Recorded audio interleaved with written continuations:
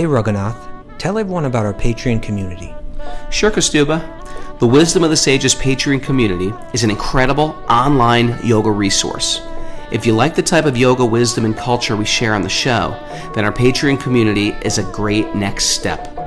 This is a listener-supported podcast, and any level of sponsorship will unlock a wide range of live and archived classes, talks, and even workshops.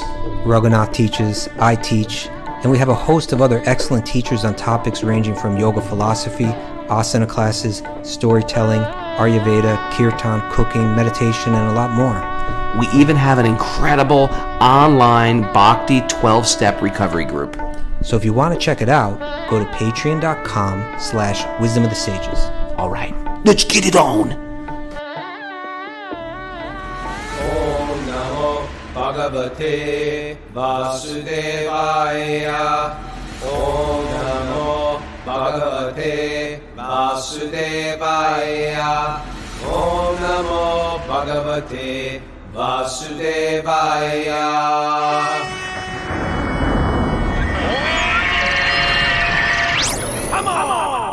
Live from Morristown, New Jersey, this is Wisdom of the Sages, a daily yoga podcast with your host, Raghunath, and co-host and senior educator at the Bhakti Center in New York City, Kaustubha Das. Welcome to the show, and welcome to Sleep In Saturday. This is the day we get to sleep in from our normal 5 a.m. Srimad Bhagavatam study. And this is when we just ask questions. All our listeners out there, and there's thousands of listeners who listen at also known as the others. They listen on Apple Podcasts or Spotify or YouTube. But we also have about 80 people with us live on Zoom, and now it's on Facebook Live too. If you're listening on Facebook Live and you want to join us, you can listen to our Srimad Bhagavatam study, which is the study of the preeminent yoga wisdom literature. If you really want to know what like yogic truths are about, this is the book. And it's, you know who says this? Not just me. Don't take my word for it. Take the author of all the Vedas himself, Vyasadeva. Vyasadeva says this is the essential teachings of all the teachings of the yoga literature. And so that's why we study it. And in the book itself, it says how to study it. How do you study it? You study it every day. You study it, you hear, and also you question. Because we don't get anything from blind faith. We get something, perhaps, but to really make advancement on the spiritual path, you have to question. And our question isn't with an arrogant mood. Now everybody questions in a big, we humbly question because we want to learn, not because we want to defeat someone. And in that mood, bhakti descends. And this is what happens on Saturday, actually. People write in their questions all week, and we try our best. Not giving from our own intelligence, but trying to give the teachings that have been passed down for millennia. And that's what our real job as yoga teachers are, is get our egos out of the way and pass down teachings that have always been there. We say the truth is eternal. It's eternal. Not a religion owns truth. The Catholic Church, no particular ashram, the Jews, the Muslims, no one owns truth. Truth is like math. Math is for everyone. 2 + 2 is 4. That's not Christian math or Hindu math. That's just math.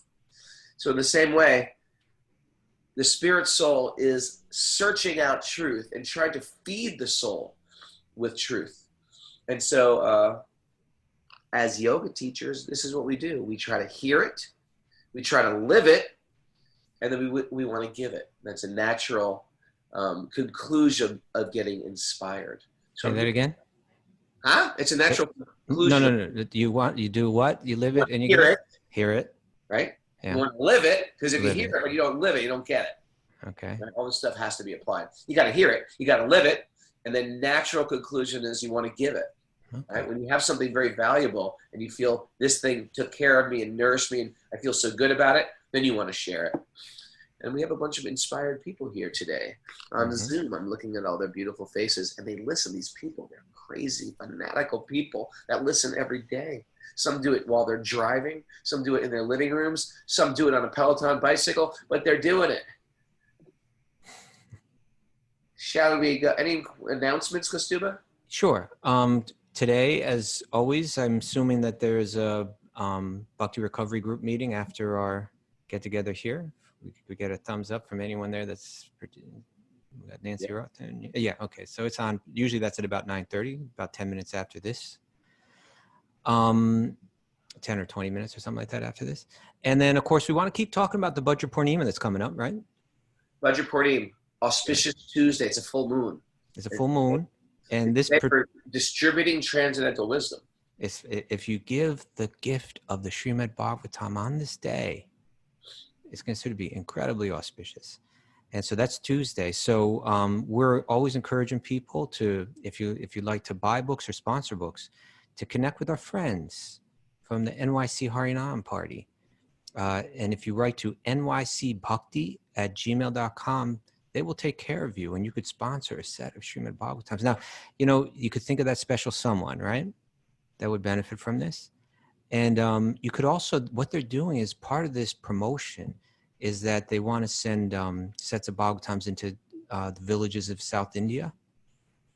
And so, generally a set costs $275, but I think if someone gives 300, that'll be 2 sets for 2 families in South India, in the villages of South India. So that's another way to do it. But we'll be having the monks from that ashram on our show on Tuesday. And it's a really nice thing to do. I'm going to do it. I'm giving it to someone. But you do it for yourself. Can you do it for yourself? You can give a gift to yourself too if you want to do it that way. That's fine too. Yeah, get a set for yourself. Why not? Start with charity begins at home, they say, right? Yeah. So that's coming up. And also on Sunday we have guests. We have a special guest tomorrow. You want to share about our guest? Krishna Nandini is a woman that I have tremendous respect for. She's been someone that for decades, many decades, has been selflessly serving in all kind of creative and dynamic ways. But now she's coming to that point in life that we're all going to come to, where she's in hospice and she's, preparing for the last days of her life due to cancer. But she has she's been doing a lot of different talks and programs. This woman has so much insight, so much to share. I mean, just some people just got their head screwed on straight and they just like, they're kind of like, what's just coming out of the mouth is just truth and it's deep, I'm eager. I'm eager because I need to get my head screwed on a little straight. Me too, right? So we'll have her at special time tomorrow morning. That's at 12 p.m. Eastern time. Sure. So if you are listening on Facebook, we put it on Facebook on Saturday and Sunday. So if you're listening on Facebook and you want to join us, go to Apple Podcasts and subscribe to Wisdom of the Sages and join us here. That way, even if you can't listen live, you can listen when you're driving around. I find that what I do on my downtime makes all the difference in my day and in my life. If I'm driving, like I had to drive here for 3 hours. You know what I did for 3 hours? I talked to Kaustubha. I talked to Mara. I talked to my good buddy Tukaram. And I basically took up my whole time with spiritual conversation. And you know what? Nice. It's important to do. Well, and now with this technological age, you can put on anything to divert you and to take our minds down political rabbit holes. But the best thing to do is to get inspirational truth and hear it on a regular basis, because it starts to change the trajectory of how we move in this world, how we treat other people in this world, and how we treat ourselves in this world. So podcasts are great, especially if they're dealing with truthful things. And so that's why we try to keep this thing going for our benefit as well as the benefit of people getting to hear it. We think it's the most valuable thing. All right, Kaustubha. Okay. Are you ready for some questions? I'm ready to read you a question because you're first up. Okay, I'm first up today. Okay. Hit me. Hit me with your best shot. Yeah. I was wondering if we were going to get With your that. best shot. It's not my best shot. This shot is coming from Ingrid Wallace. Sorry, I'm going to try to contain myself today. This is coming from Ingrid, who lives in Ireland. And I have an apology to Ingrid because you know what happened? She wrote a really nice message to us, and she wrote she's a singer. She's like how the Irish are really good singers. They have that tradition, right? Love Irish music. Even when you're really young, it's like everybody's got to get up and sing a song for the family and all that, So she sings like those traditional Irish songs, and she's a beautiful voice. And she wrote a really nice message to us, and she said, could you give me a song to sing? And I said, oh yeah, I'll get you a song to sing. You know what I'll do? I'll write to Genevieve Harrison herself and see what songs she thinks would be like a great song for her to sing. And then I wrote this whole message and I sent it on WhatsApp, and then I never got a response. And then I saw that somehow it didn't go out, like I'm really bad with this technology, So the message didn't go out. So now I've realized that, and I'm going to follow up on this, Ingrid, and I'm going to get you a good song to sing because you sing so nicely. But here is Ingrid's question for Raghunath. She says, this is a good question for you, Raghunath, because you raise children, right? I raise children. Yeah, this I race them also. You race them? You race them around the house? Yeah. Okay, go on. She says, I was wondering if I could ask your advice on children's books to teach them bhakti. That's one part of the question. Now there's more to the question, okay? So that's going to hold on to that. You're going to have to give some suggestions. I have fallen in love with the ethos and really feel good when I make it part of my daily life. Although I know hardly anything about Hinduism and started listening to your podcast after the Joe Rogan show. All right. Lately, I am becoming increasingly worried about the people in charge of the world and what they are doing to it, what their plans might be, and the future of my children. And I think a lot of people feel that way. Yeah. I am scared for them. I find it difficult not to read what we call conspiracy theories. And the more I do, the more anxious I get. However, I want to know what might happen to my children's world. Do you have any advice about how to prepare them for bad people in the world and their future in what seems like a much more technological world? Thank you so much for your kindness. It really helps me and encourages me on the path. Oh, yeah, yeesh. Beautiful question.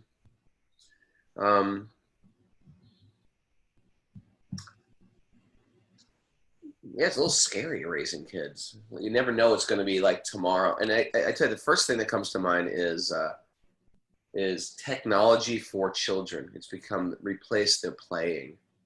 So I have a thing with my kids. Like I try to keep screen time away from them as much as possible. Now they're trying to recommend it because of COVID, but I still believe it shouldn't happen. So we went to Steiner schools and then we homeschooled our kids. And just now my daughter's 15 and she doesn't have a phone yet. And I like it that way. And I think they don't miss it. The biggest thing for kids is play. And simple play. Like the toys can be super simple. Sticks, handkerchiefs, acorns, pine cones, things like that. Because it forces them to use their intelligence and imagination. Once you get just so for example, you get a calculator, it does the math for you. If you get a toy that's already set up, or even a doll with a happy face, it does the thinking for you. In the Steiner education, Rudolf Steiner, who's a genius, the dolls had no faces. There was no emotion because the child projects their emotion into the doll. So they say, oh, my doll is sad today. She's trying to share her sadness through the doll. If your doll is always happy, it's hard to share your emotions.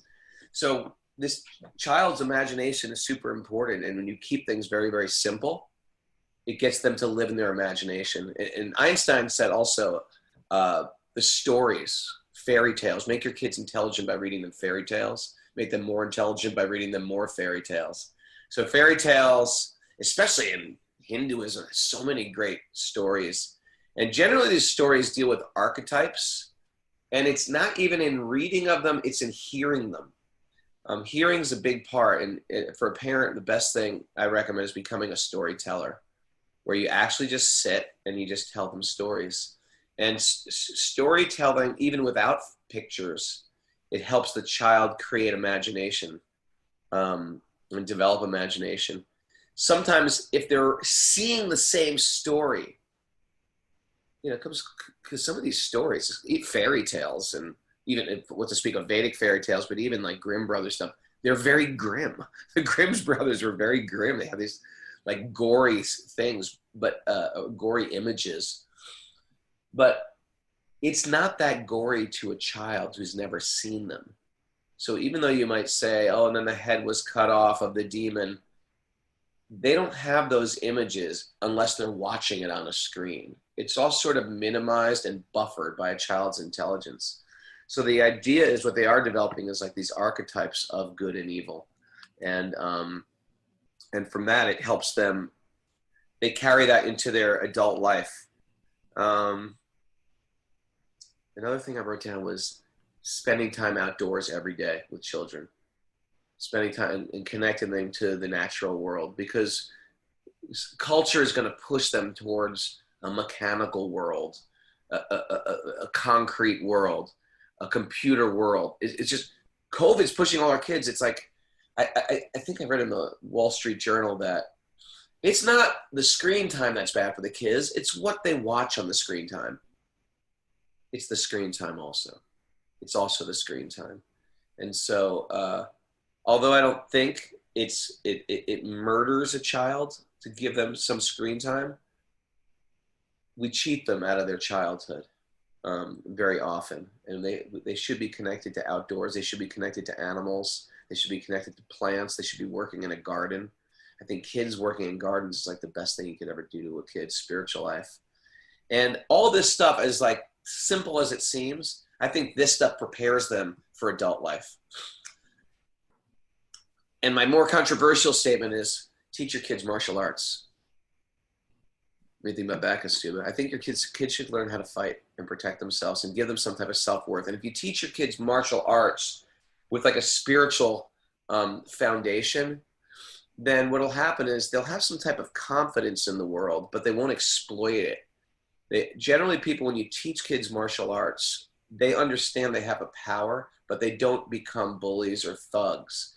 But they also don't get picked on, and that whole bullying thing gets diminished very quick when they can stand up for themselves. And it's a healthy outreach of, or it's a healthy way to express that physical energy which gets built up. It's a controlled way. It's disciplining, and yeah, you train yourself to be a good student, which eventually trains yourself to be a good teacher of anything. What do you think about that?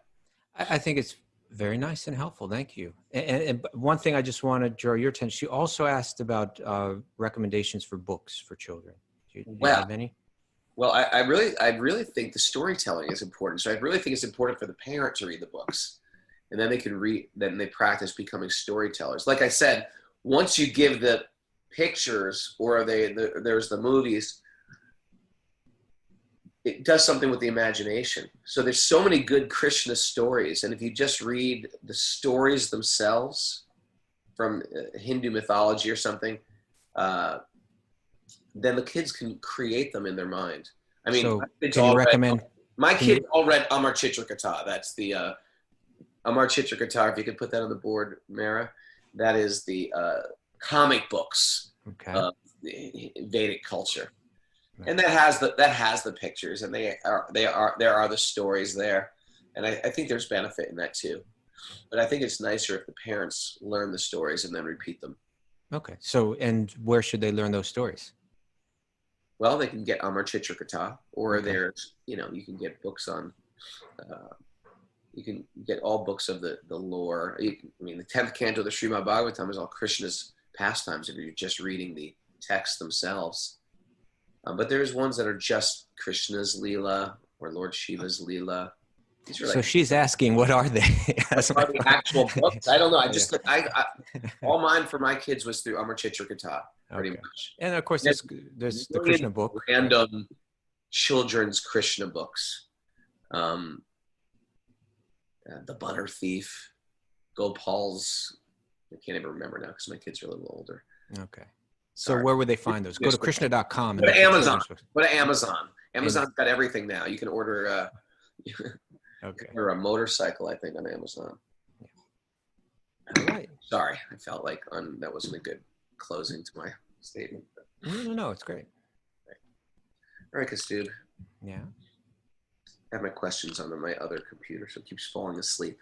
Darcy Robinson. Darcy gets another question. She's always got good questions. She does. Okay, this is a biggie. So she said, I'm struggling. I have been riding the Bhakti train now for about 6 months. All right. She's on the Bhakti Express, actually. Watching Wisdom of the Sages daily and being in an association of Bhakti recovery group daily is starting to change my brain. By the way, so if you're new to this, we have on our patreon.com/wisdom of the sages, we have a whole recovery section for Bhakti recovery. So if a person is part of a recovery program, it's a great way to connect with people who are a little bit more refined on their spiritual focus. So she's part of this program as well. However, I'm sorry, I still have some critical, gossipy inclinations. So she's doing some self-reflection, but I can usually catch them as thoughts before they leave my mouth, and that's progress. However, the more progress I make personally, the more tragic the rest of the world seems. I'm starting to become depressed and brokenhearted, especially about the treatment of animals. I'm surrounded by it. This is also actually very beautiful. The more aware you become of things, the more conscious you become of things, you can't just let the same things continue without feeling the pain. So she's becoming more sensitive. The father of my children, she says, takes my boys every weekend hunting and fishing, and the kids love it. I know I can't stop him from doing that. There are rodeos, which are just part of life where we live. But now I see it all so differently. So she's from Wisconsin, Wyoming. So my question is, what is my responsibility as a devotee, as a person practicing spiritual life? Am I supposed to leave? Am I supposed to leave to protect my sanity and my children from these things? Or am I supposed to stay and try to change the world as sort of a missionary? I know I can lead by example, but I feel like it would fall on deaf ears. Thank you for your service. That's a very serious and tricky question, and a very, very tricky situation she's in. Yeah. Thank you for writing, Darcy. Yeah, thank you, Darcy. And this is similar to the previous question in a sense, and maybe to some more questions that we'll have today. People are feeling brokenhearted or depressed about the situation that we see the world in right now. And of course, for a parent, they worry about their children. And as you mentioned, I always like Darcy's questions because it's coming from a certain place. It's like, I'm here without a lot of I'm finding it online, but other than that, I'm living in another world that's unaware of all of this, that's largely unaware of all this. Yeah. And then all that becomes all the more,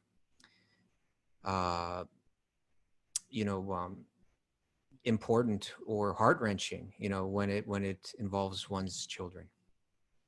So I want to speak about two things, Darcy, here. I want to speak about what you called your feelings of depression or brokenheartedness, particularly in the context of how we treat animals. And I want to speak also, you asked, what is your responsibility? So I'll try to share some thoughts about that as well. And so first of all, this suffering or this depression, I feel that if we look at the Bhagavad Gita, Arjuna goes through suffering and depression, right? That's where the Bhagavad Gita begins, isn't it? True, Raghu? Yep. It begins with Arjuna's... Same type of like sadness and moroseness, like, what the hell am I doing here? Oh, Lord of the universe, creator. Tell me why. This is a song. If you don't know, if you're not on Zoom, you don't know, I play a question song every week before we start. It goes, oh, Lord of the universe, creator, tell me why I was made to want to live, although I'm forced to die. Tell me why. It doesn't sing it exactly like that. It sings a little cleaner. Okay. That was a little scratchy. But yeah, so the Bhagavad Gita starts there with Arjuna's depression. And the reason why I bring that up is to say, to extricate ourselves. Is that a word? Extricate, Mary? Okay, extricate. I want to just make sure I'm not making that up. To extricate oneself from illusion, from the bondage that we're in, from the selfishness, and misunderstandings that we've embraced for many lifetimes. It likely involves going through a stage of depression. And so Darcy was saying, the more that I learn about bhakti, the more depressed that I'm getting. And ideally, it's relieving a sense of depression. But it's natural that when you're looking through the world through these new lenses, that that it will, some compassion, some, a worry or depression or feelings of brokenheartedness will arise. I'm here to say that that's not necessarily a bad thing. That can act, as long as it's not becoming debilitating, right? If it's feelings that are driving you to care more, to serve more, if they're feelings that are softening your heart, then that softened heart will become a more fertile ground for the growing of the creeper of bhakti, right? Of the plant of bhakti will grow in that fertile soil. It grows in a heart that's soft. It grows in a heart that's full of compassion, caring about others. That's important. So if your feelings are like that, then they're healthy, and it will help bring your mind into harmony with God. And and this is something that's very esoteric, but on the highest levels of bhakti, or let's say even on the higher levels of bhakti, those feelings that appear to be like depression, because when one's immersed in them and one's feeling so close to God in those feelings, they're actually a type of ecstasy. But that's kind of esoteric, and I don't want to go too deep into that. But my point is, let those feelings drive you to deepen your conviction to serve and to practice bhakti. Let those feelings become positive rather than negative. If they're becoming debilitating, that's another thing. But they can become a very positive thing. And in terms of your responsibility, it's such a tricky one, and many times with these kind of questions, there's no right or wrong answer. We have to take the principles of these teachings and in questioning with others, that we trust, try to determine what is the best way to apply this. And that can come in a variety of ways. So, you mentioned on one hand, should I just take my kids and take off, to some other place where this kind of treatment of animals isn't so deeply ingrained, and where they won't be raised to in a certain way. Maybe that is the answer. I'm not saying that it is. I'm not saying that it's not. My guess is probably not, but it might be. But Are you recommending stealing the children and going away? Well, I'm not stealing. She mentioned it as a possibility. So I'm saying maybe that is. I'm not saying that it is. I'm not recommending that. I'm just saying I'm not recommending any particular path like that. But what I am recommending for sure is that Darcy mentioned at the end, she says, I know I can lead by example, but I feel it would fall on deaf ears. And what I would like to say is to know without a doubt that as you change as a person and as you develop as a person, it will be noticed and ultimately appreciated by your children, right? It will be. It may, and I can understand how in terms of short term, it may be like, oh, it's not even being noticed, right? But in the long term, and that's part of, the torture of being a parent, I suppose, right? Is the patience that it involves, right? That, there are certain circumstances and we may or may not be able to make an adjustment. And sometimes you can't make an adjustment, and then it requires just a ton of patience, right? But to know that maybe this year, maybe next year, maybe 5 years, maybe 10 years, what I'm trying to emulate does not sink in. But it may be after 15 or 20 years that that the example that you steadily set for your children throughout their development, their coming of age, that it has a very profound effect on their lives, one that you can't imagine right now. So I really want to say, don't underestimate that. And I know that that's that's hard. That's a long-term strategy. It demands a lot. We want to make a quick adjustment. And that long-term strategy is just, it's like saying, okay, dear God, this is what I'm going to do for my children because I care about them and I love them so much. I'm going to always set the good example of what it means to be kind and what it means to be thoughtful and what it means to be righteous and what it means to be holy. And I'm going to try to exemplify that in all my actions, in all my words. That's a long-term, difficult, commitment to make that's going to require just, a very committed kind of practice. But that kind of very committed practice is what we all need to do, in terms of our spiritual life. And Krishna, and God may put us in that kind of circumstance where we decide, okay, this is how I have to surrender, So I hope those words will be encouraging, because I know nothing's easy for us. We're all trained with the mind to say, like, I want to change this now. How do I change it now? And again, I want to say, I'm not saying that you shouldn't make an adjustment. That's something that, you're going to have to determine. And it's something that, you could speak with people about, people that you trust. What's the right thing to do in this circumstance? But especially what I can say for sure is, and again, what I just want to emphasize is, know that your example, even if at the moment you feel like it's falling on deaf ears, it will be profound. The role that a mother plays for a child is profound.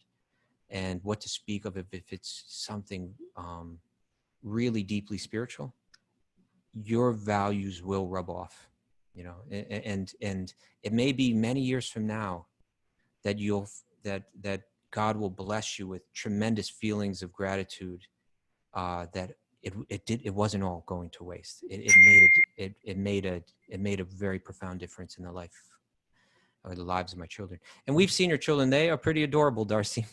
I've seen on Facebook. They're like kind of ridiculously adorable little, are they twins? Twin boys? Really, really sweet. So I hope that's helpful, Darcy. I was a fisherman, Darcy, when I was a teenager. I loved fishing more than anything. I felt like it connected me to nature and being outside. And I got into vegetarianism, and I just radically said, I love this, but I can't do it anymore. You never know what's going to come along as an influence. It could be the mother's love. It could be a book they read. It could be your mother's friend who's into it, but you can't hear it from your mother, but you hear it from your mother's friend.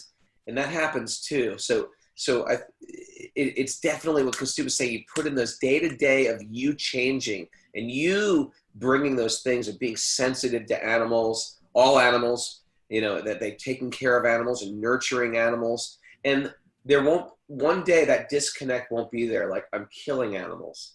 And he's a father figure, and he's teaching, we're going to go out and hunt now. That's a heavy thing for a kid to do. They want to please their father as well as their mother. So they're just going along with it. But they're going to figure stuff out by your love. All right. You ready, Raghu? I'm always ready. These are, we're getting these questions. It's inspiring to see that people are taking their bhakti and really applying it to the really tough stuff that people go through in life. So this is another tough question. This comes from Bhakti Ramsey via Discord. All right. He says, I'm wondering if you can offer any advice on how to keep up with one's sadhana, one's spiritual practices, if struggling with a mental illness. I'm clinically diagnosed as bipolar and go through many ups and downs throughout the year. I don't take medication because I always have negative reactions to them, and usually meditation and chanting help. But I also find myself going through bits of depression. And during those times, it's like I lose all attraction for Krishna. I can't stand it, but I lose all my attraction to chanting, reading Srila Prabhupada's books, doing my morning puja. It's like it all goes down the drain. And then I find myself questioning it all. I don't want to lose the connection I've made, but in those moments, it's like I'd rather just take the blue pill and go back to material life where things are quote unquote easy. Luckily, I can remind myself sometimes that the way I was living my life was not so great before I discovered Krishna, but I struggle keeping the faith, and that makes me feel like a poser. Have either of you ever second-guessed this path? And if so, how did you bring yourself back? And if there is any practical steps I can take during these moments, can you please share them with me? Great question. Yeah. And I'm not qualified to speak on bipolar disorder, but I think it's safe to say that it's very normal and healthy to second guess your path. Matter of fact, if you don't second guess it, I think there's something a little wrong with you. If you don't question, I think there's something a little wrong with you on your path. Because that's part of growth. It's part of trying to understand direction, is pulling over your speeding car and checking the map and checking, am I on the right track here? I think it's super important for a person to be like critical thinking, especially when they get into quote group think, where a bunch of people are doing the thinking for me. Hey, what about this? What about that? You say this, but what about that? I think we have to sharpen those critical thinking tools to protect us from just veering like a sheep in a wrong direction. So I think it's super important. I think it's healthy, and perhaps the bipolar disorder can be a useful tool in that critical thinking. But what happens, because I know some people who suffer from this also, is they get to a certain point in their spiritual practices, like you said, chanting or meditation or puja, or a particular type of ritual worship. And then all of a sudden, depression hits, and you just go give it all up. I go back to nothing. I start to question everything. So what I like to do, and what I've done in the past, is it's not like it's all or nothing. I got to start with what I know to be definitely true in my life. So when I first got into bhakti, I already had a background in we should be kind to other beings. And I wrote that down as a truth. That is my bottom line. I'm going to be kind to beings. Those beings are going to extend outside of human beings. Those are going to extend to animal beings, to plant beings, to ugly insects, even the ugly ones, right? I can't just like the pretty ones.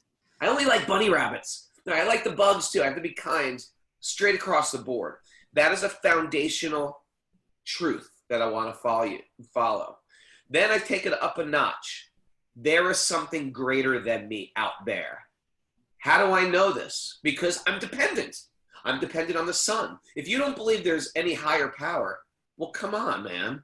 Go to the desert and take off all your clothes. Very soon you're going to realize the sun is a higher power than you, right? Or go to the ocean during a hurricane. The ocean is a higher power. The wind is a higher power.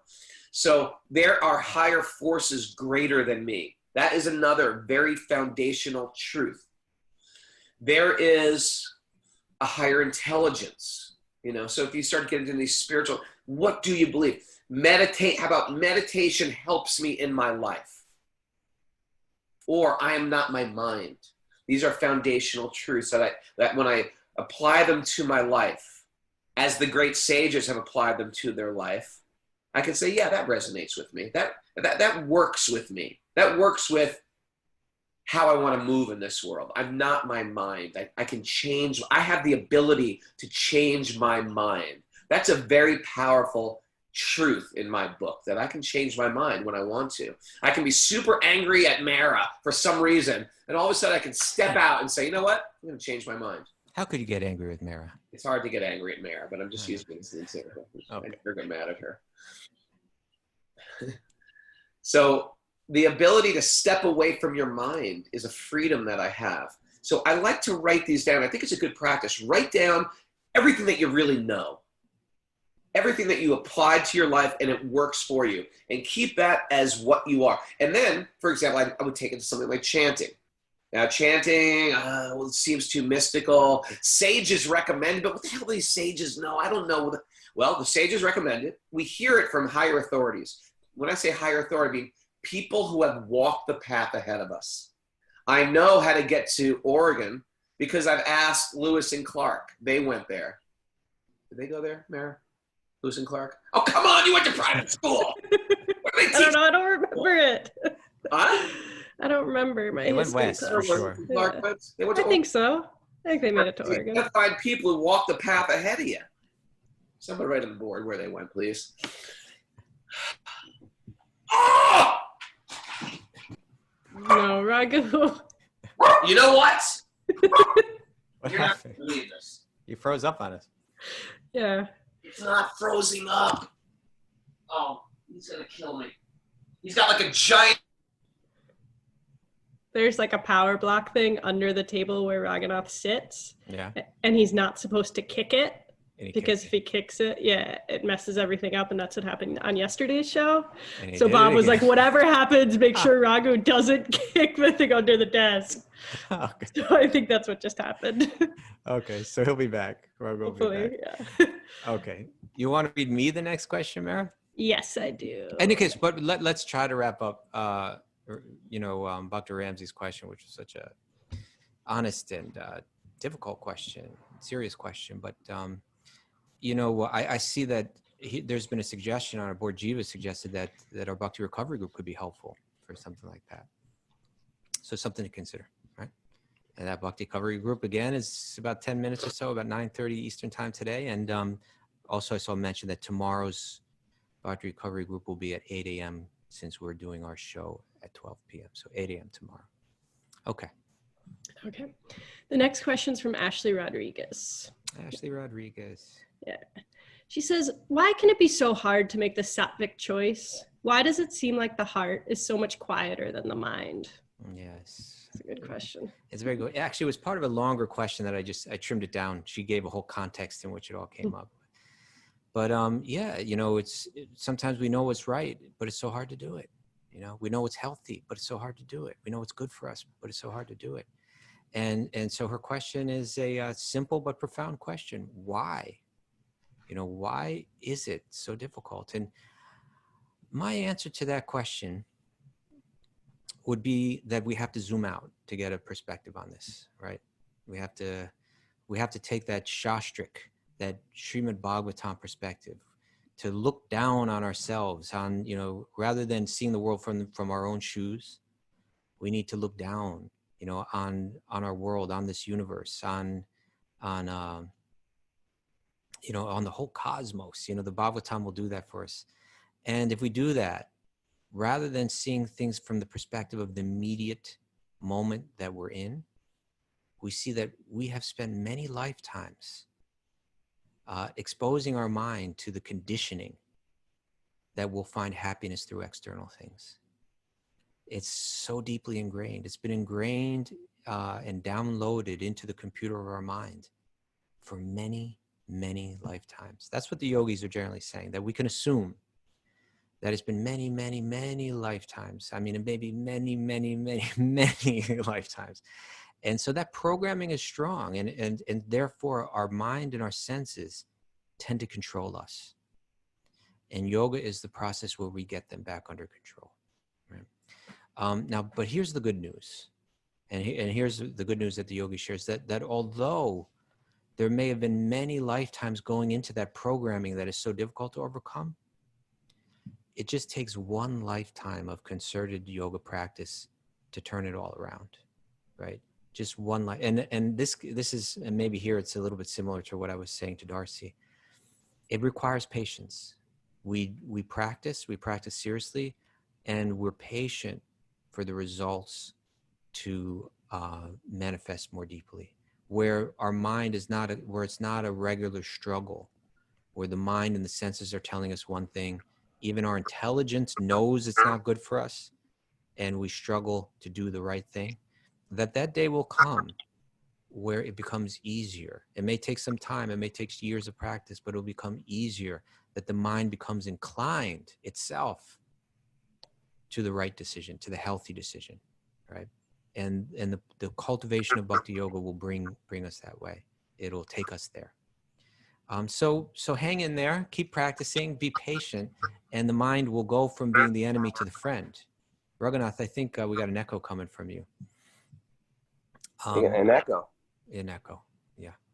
And the one last thing I wanted to share was just to bring in that old Native American. I think you need headphones, Raghunath, or something like that. There you go. So, but there's that old Native American saying that there's two dogs inside me, right? I'll read it. This I've heard it attributed to Sitting Bull.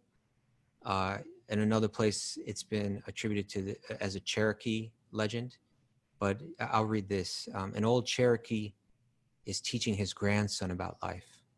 And he says, "A fight is going on inside me," he said to the boy. "It is a terrible fight, and it is between two wolves. One is evil. He is anger, envy, sorrow, regret, greed, arrogance, self-pity, guilt, resentment, inferiority, lies, false pride, superiority, and ego." And I think what Ashley was saying, you could put in there let's say the weakness of heart to do what's healthy or to do what's right. He continued, "The other is good. He is joy, peace, love, hope, serenity, humility, kindness, benevolence, empathy, generosity, truth, compassion, and faith, and that strength of heart to do what's right." He said the same fight is going on inside you and inside every other person too. And so then the grandson responds, he thought about it for a minute, and then he asked his grandfather, "Which wolf will win?" And the old Cherokee simply replied, "The one you feed," right? The one that you feed. Whether we feed our mind's weaknesses or whether we feed our mind's inclination to embrace what's unhealthy, or we feed our mind the inclination to embrace what is healthy. The one that's going to win is the one that we continually feed. And so the practice of bhakti is to feed that mind, keep feeding that mind, keep feeding it with healthy messages. And gradually the mind, will adapt and embrace that.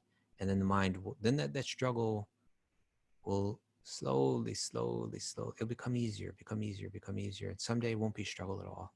So that day will come. And I hope that is helpful. Ashley, I miss Ashley. She used to live here in New York. Now she's in Texas. So I hope that's helpful, Ashley. Okay. Raghunath. Can you hear me? I can hear you. Will you? That was disastrous. You kick the very thing you're not supposed to kick. Yeah, there's like this box that has all these fuses and everything on it, controlling all the electricity in the entire house. Oh. And my toes were like fiddling around, just like, I fiddle. I'm a fiddler. And I just fiddling around. I hit one of the green buttons you're not supposed to. I see Rob flying home right now. He had to do an emergency run for his mom. He's like, "Oh my God." I texted him, I was like, "I put out all the power." All right. It's okay. I'm now? on my phone. So I'm on my phone. Oh, okay. Yeah. All right. Try not to drop the phone. Sorry. I don't know if I finished my question and my answer, or if you want the finished version. Well, if there's something that you wanted to add to that, we kind of wrapped it up a little bit, but if there's something that you wanted to add. Basically, build a foundation of things that you do believe in. And that way, when you get down, and I get down to myself too, it's like, what the hell is all this about? Like, I don't understand that God is a blue cow herd boy. I don't understand that. Do I know that? I don't know that. But could he be a blue cow herd boy? Sure. God could be whatever he wants. Do I find that is an attractive image of a higher power? Yes. I think that's a very attractive image. Uh-oh. Here come the dogs. Which one will win? Sorry about that. Oh, okay. Raghunath froze again. Okay. Write down what you do, and then we extend faith. Like, okay, could he be?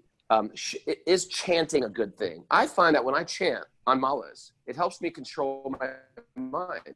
That's a good thing across the board.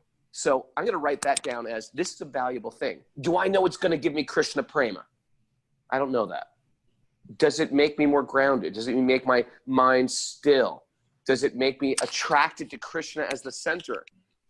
It does, actually. Do I understand that there is something higher than me that I'm dependent on? Write down those foundational things, and that way when you do go down, you have those foundational things to rest on and hold on to and say, you know what? I don't know all this stuff.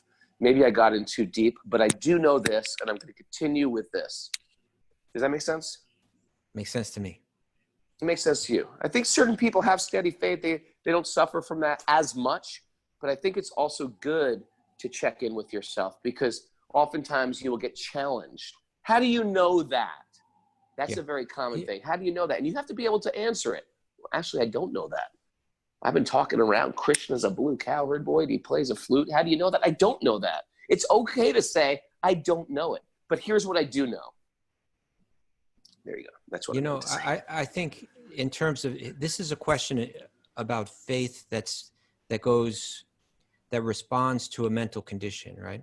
That may be altered, or, and I think also just whether it's the faith in particular, even the experience of depression, is that one needs to try to understand that these are waves. They come back and forth. And so although I know that even though that faith feels weak right now due to the condition of my mind, I know that my mind is going to come back. So let it rest and let me come back to it. One can think like that. Let me not go into a whole, a whole, what's the word I'm looking for? Spinning out of control. I wasn't thinking. Well, I mean, you could say that, but I was thinking like philosophically, let me not go through a whole philosophical crisis right now. Let me put the philosophical crisis on hold. And when my mind is more settled, let me approach this again. Not let me try to work out of the philosophical thing while I'm in a state where my mind is very unsettled. Let my mind settle, then I'll come back to it. Okay, Raghunath, I don't know if you can hear me, but I think if you can find one place in that home where you get a good connection, just stay there rather than walking around because you're coming in. Here I am. Okay, you're back. You're back in the throne. Yes, no. Sort of. You're back. You're fourth. There's two of you. There's one of you. There's two of me. It's everyone's greatest nightmare. Two Raghunaths. Two Raghunaths would be great. Okay. Okay. I have a question for you now. Did I skip? I skipped you. No, I answered a question while you were away. Okay. Thank you. Okay. This one is coming from Abir Asrani in Mumbai. Everyone else says namaste, but Abir always waves like this. Okay. I like him. He's very wavy. All right. Abir asks, this is interesting, right? If I think we would have gotten a very different question 5 months ago or whatever it was at the beginning of COVID, and now we're getting another kind of COVID question. All right. I feel like I have hit a stumbling block in my spiritual practice. During the last 5 months, having an unusual amount of time on my hands, I was able to focus on trying to work on my inner growth through the mind and intellect, and have tried to inculcate the beautiful values taught by the Bhagavatam. I'm now heading back to university and towards normal life. This means I have not had as much time free and have missed almost an entire week's worth of classes. I mean, I think it means the show by that. Not just that, but I find my mind more anxious and absorbed in ultimately meaningless material matters. I have not been able to achieve my spiritual goals for the week that I set for myself, and I simply feel disconnected. Ultimately, I'm afraid that all the progress I made over the past months was only a product of the unusual circumstances we all found ourselves in, and I'm unsure as to how to keep making progress and carry over my effort when life resumes back to normal. I will be grateful for any advice you can offer. Great question, Abir. Yeah. This COVID for some of us, and it sounds like you too, was a chance to sort of dive deeper into our personal spiritual path.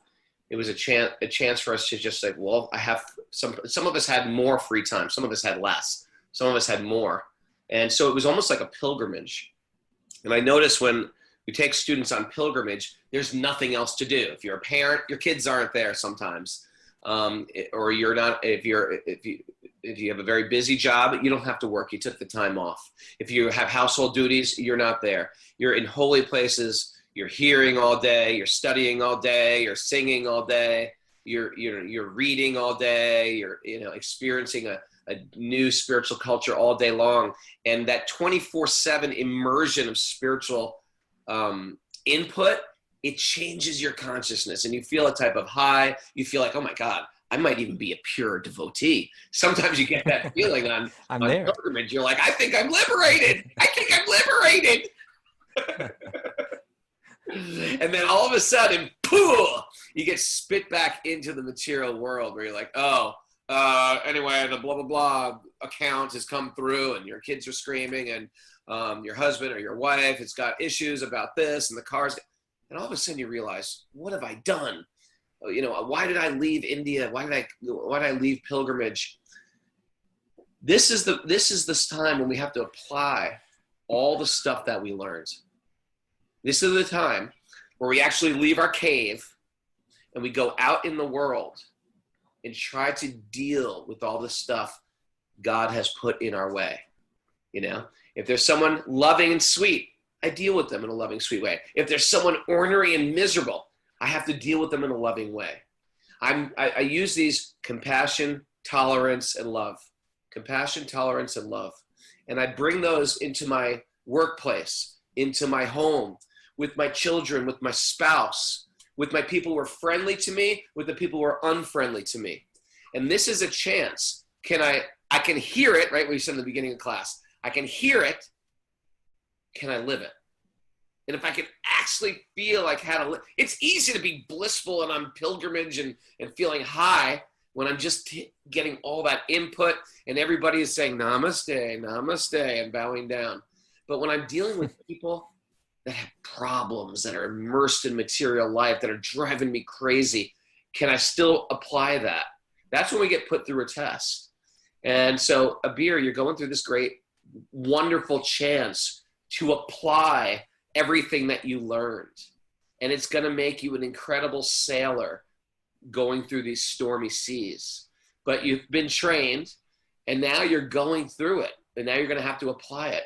And once you really apply it, then all of a sudden you become inspirational. Look how this person's handling everything. How did they get that way? And if you want my personal story, I fail on a regular basis. But in my failing, I still go forward. I'm like, I failed that one. I failed that test, but I'm still going to move forward. And every time I fail, it just like chips away at a piece of my massive, out of control ego. And I know that's a good thing for me. I know that's a great thing, because if I live in my ego, I'm going to suffer. It's painful. So I think you're doing great. And I think COVID was a great experience, a great time in your life. It was like a pilgrimage. And now how you apply it is going to give you the spiritual bank account to give it to other people. You're going to naturally give it. And that doesn't even mean you're necessarily going to be on the corner preaching. You're going to be living in a balanced way. And again, even in your failures, it's going to be successful. You just have to apply. Maybe you can't hear and chant and meditate 24/7, but you say, okay, I'm in the workplace or I'm in the university. This is my time. This is my sacred time. And in the end of the day, I highly recommend morning time. And morning time means wake up earlier than most people. Don't wake up when everybody wakes up. Wake up before other people wake up. And also evening time. Wind down your day with spiritual life. It's really easy just to wind it down with something completely mundane, Netflix, social media. Wind it down with spiritual life. And sandwich your material life into these two types of little daily pilgrimages, morning and evening. Nice, thorough. Thank you for that. Yeah. Shall we continue? Yes, my friend.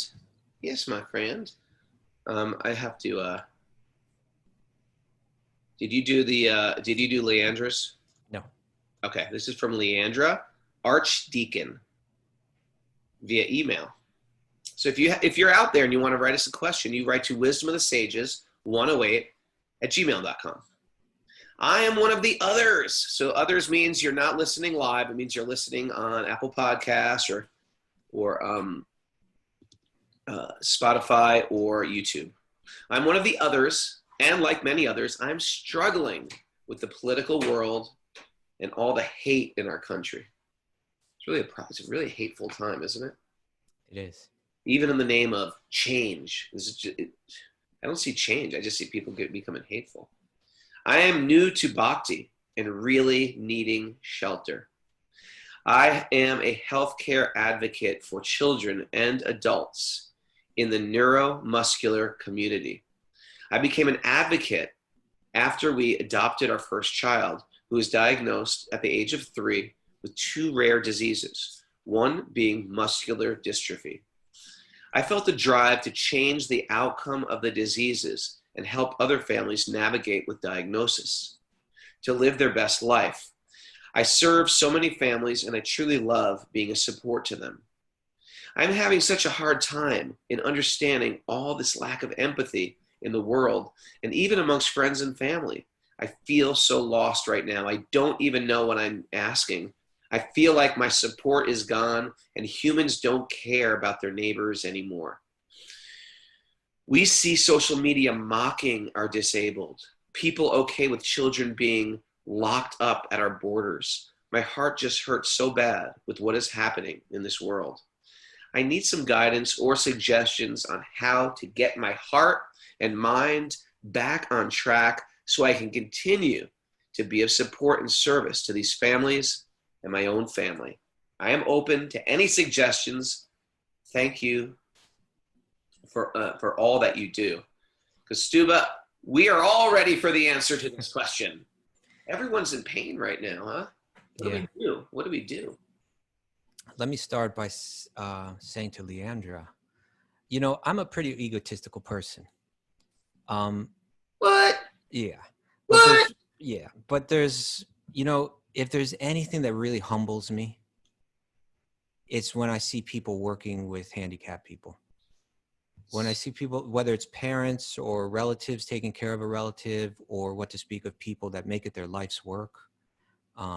Even if it is a relative, it can become your life's work, or if you make it your occupation. When I see people helping people with those kind of handicaps, I just feel so humbled by it. The selflessness that's involved, the patience that's involved, the tolerance that's involved, the real love and compassion that's shown through that kind of service. Really, I bow my head, at the feet of these people.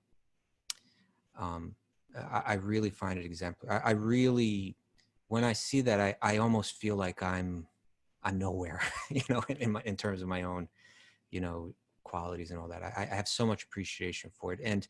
And from the way that you wrote this letter, Leandra, I feel you have a very soft heart, and that's why you're in such pain. You're not a callous being. You're someone that when you see this kind of disharmony in society, you feel a great sense of pain by it. Now that pain, this question is not so similar to the ones we spoken about earlier today. You have to zoom out, and you have to, like I picture if Leandra were to walk into the forest, that we hear about in these epics, from India, and approach a sage, approach a Vyasadeva, approach a Vidura, approach a kind-hearted, wise sage.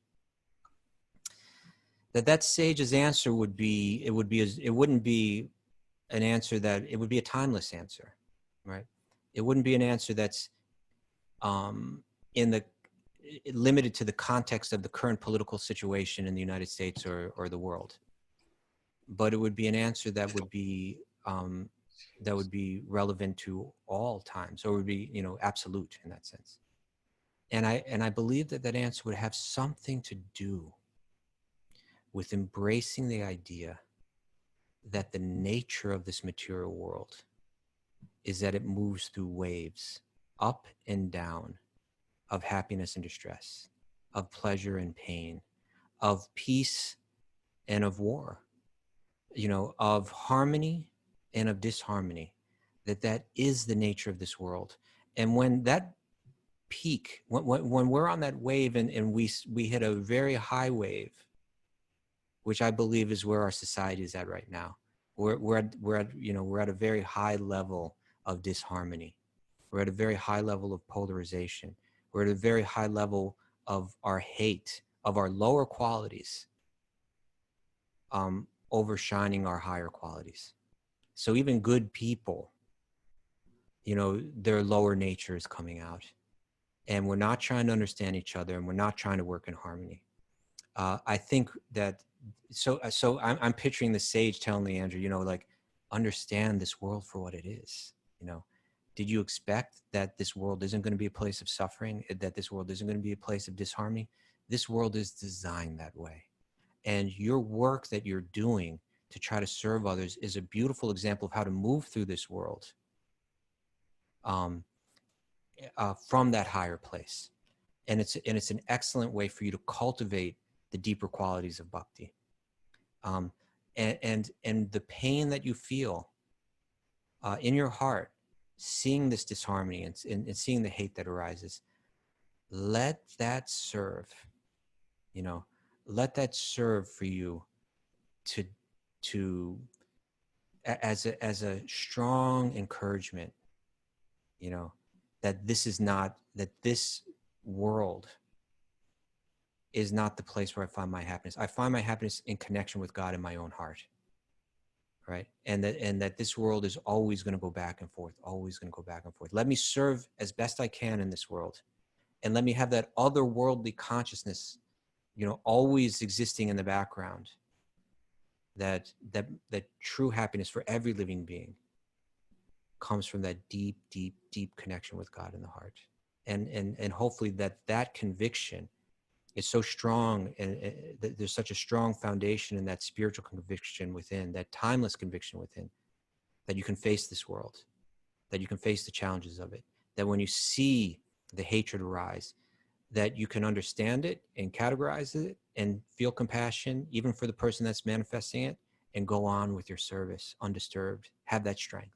You know, that would be my answer to this question. Very difficult question. But again, I express to Leandra and to all people that work with handicapped people my really genuine appreciation for the services that they do. Good answer. All right. Thank you. Thank you. One more, Raghu, for you? Sure. We have a favorite here. Would it be complete Harshal without Gore? Harshal Gore. The Harshal Gore Show? Yeah, we got one from Harshal Gore. Who Harshal Gore and Darcy are neck and neck for the most questions. Harshal Gore, I think. Harshal Gore, why not? Darcy, come on. Harshal, who I believe lives in London, he writes, I'm a leader in my business and work with many leaders in various industries. These people, like, they're so beyond us, Raghunath, right? I've never had a real job my entire life. Right. These are people who are responsible in the world. My leaders, most leaders I connect with say they care about people, customers, and the planet. But the reality is different. They care about KPIs. I don't even know what a KPI is. Anyone know what a KPI is? Someone help us with that. Key performance indicator. Key performance indicator. Okay. Nara, come on. We got to get on this. Bob is one of these responsible people. Bob's right? responsible. Yeah. They care about key KPIs, promotions, bonuses, career progression, and prestige and honor. Living this merry-go-round for years is tiring. I'm really bored of this false business world. What can modern business leaders learn from the likes of Bhishma, Yudhishthira, Arjuna, and Krishna? Are there Vedic teachings we can use to reboot the modern business leader's mindset and change this false illusion? Yeah. Raghu? Good question. Your answer? Give up everything, Harshal. You're in Maya. You're in deep, deep Maya. You know, some people are just attracted to doing business, and some people are really good at it, and some people can handle huge amounts of business. They can just manage so many layers of business and manage hundreds of people. And some people just, I'm like a simple guy. I'm meant to do simple things in this world, I realize. So we all just come into this world with a different vehicle that's good at different things. And so both vehicles can cause you problems. You can be simple and be lazy and lethargic and misguided, or you can be very complicated and be just that, complicated, off base, greedy, use your power to manipulate people. So in any case, no matter what vehicle you have, no matter what vehicle you're driving in, the Harshal Gore vehicle, the Raghunath vehicle, the Mara vehicle, all these vehicles have to be utilized in bhakti somehow. How do you get that? You add bhakti to your life. When you add bhakti to your life, all of a sudden you start to refine your vehicle. If you're dealing with, like, if you like to teach or if you like to care for people, these are great things for people who are into bhakti. We're interested in caring for other bodies, for teaching Vedic wisdom, or leading with an ethical background or a moral background. If you like to cook, like Mara likes to cook, she's a wonderful cook. She's the #1 chef in Columbia County. If you're like Mara, then you cook, and you cook vegetarian food, and you offer it with love, right? And her whole cooking becomes a meditation. If you're a business person, and a lot of your time is just caught up in dollars and cents and moving, there's problems with, okay, greed can be a problem, or working your ass off too much can be a problem, or your ego could be a problem. Then you take some of your hard-earned wealth and you give it in charity, and you purify your wealth with charity. That's written right in there for Grandfather Bhishma on how to be a king. You know, Grandfather Bhishma gives all these instructions to Yudhisthira of how to be an emperor in the Mahabharata. It's quite wonderful section of the Mahabharata. So all this stuff can be applied, and it's going to be different. And that's why the question day is so important, because we're all driving around with different vehicles in different circumstances. So the more you hear on a regular basis, the more you'll be able to tweak what you're doing. You think I hit that, Kaustubha? Sure.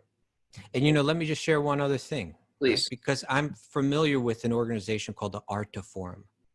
What is it called? Arta Forum. Arta. Arta means work in Sanskrit, right? It means like value or wealth. Yeah, Arta. Okay. ARTHA, the Arta Forum, which is a group of business leaders, especially in India, but I believe they're, global. I know some of the leaders of this organization. I could tell you, like, some of them are like biggest leaders of industry in India, but really good people, like really good people. And you might want to Google them and search them out, Harshal. But they have a slogan. I think it's kind of like their tagline, like what they're all about. And that slogan is, and it's really pretty simple, but it's quite profound, actually. If you actually really apply this: earn with integrity, spend with compassion. Ooh. Right? Earn with integrity, spend with compassion. I think that applies individually, and it also applies in terms of an organization or business. Let us earn with integrity, and then what we earn, let us spend it with compassion. Right? I think that's beautiful. Nice little guideline, all right? All right. You know what? That's the show today. And Okay. I want to thank everybody for joining us, because it was a good way to start. You know what? I actually slept in. I slept in because we had kirtan last night. I got a little tired. Went to Philly, hung out with the Palo Santo crew. Saw Kelly Becker. Who else was there? Bob. Damodar Swarup. Luke Harmon was there. A lot of our Zoomers just showed up. Oh, Steve Decimo. Laura Zales. Our posse. Our whole posse was there. So thank you for joining us here. It's a community-supported podcast, and if you like what we do and you want to keep it going, help support us at patreon.com/wisdom of the sages. And we have classes every day, practically, yoga classes, workshops, tons of back catalog stuff you can study. You know what's happening today?